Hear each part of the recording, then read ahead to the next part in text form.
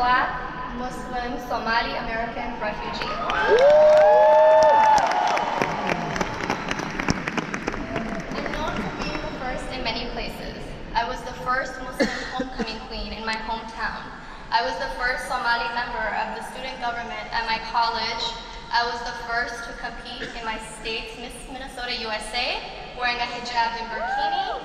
I was the first hijab-wearing woman on the cover of many fashion magazines and on the catwalk for many designers.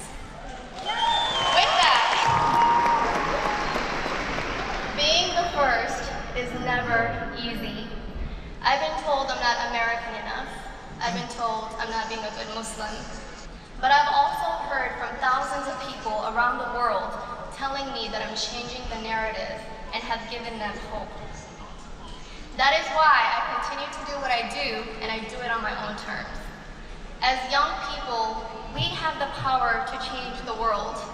I found that our generation knows the importance in learning to understand alternative views and backgrounds and to engage across the divisions imposed by societal narratives. It would be easy for me to blame those who look different than me or practice a different faith than I do for my hard times. But in looking back, some of the most amazing things that have happened to me was thanks to people who look different and have different backgrounds than me. Community is what has always given me hope.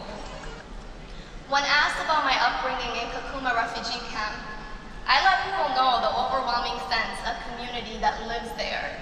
My mom, who fled the Somali Civil War, wanted me to understand others from a very young age. She used to move us around the camp every few months. Some of that had to do with our home being made out of mud, leaves, and branches being washed away. But it also had to do with her wanting us to learn the importance of others. At the camp, there were people from all over Africa.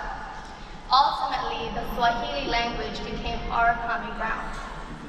Kakuma, a community comprised of people who don't all speak the same language, but who collectively hoped for a better future. I was once again overcome with the calming feeling of community after arriving to the USA, where we ultimately settled in Minnesota. No one warned these Africans about the blizzards and snow and what walking to and from school would look like.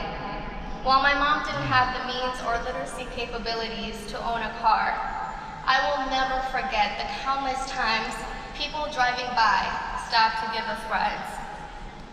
These were people who, again, looked nothing like us and owed us nothing.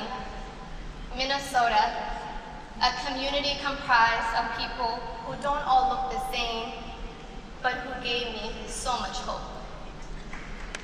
Ultimately, the unwavering support I've received from numerous communities is what led me to my fashion community.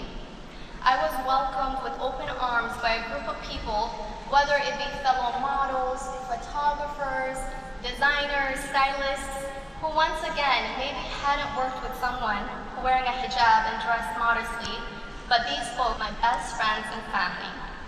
Fashion, a community comprised of people who see the value in differences. Because this has played such an instrumental role in my life, I knew supporting communities in need was a way I could pay it forward.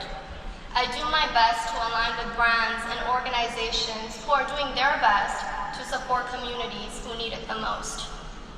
I've had the opportunity to team up with UNICEF as an ambassador to bring attention to a community of children around the world who are in dire need of aid and support. I think if we all open up our minds and open up our hearts, we will see that there is community all around us. I'd like to leave you, who in a very few short years will be ruling the world, with a bit of advice. Do whatever you need to do to be heard. Make a difference. Leave your footprint. And most importantly, never give up hope.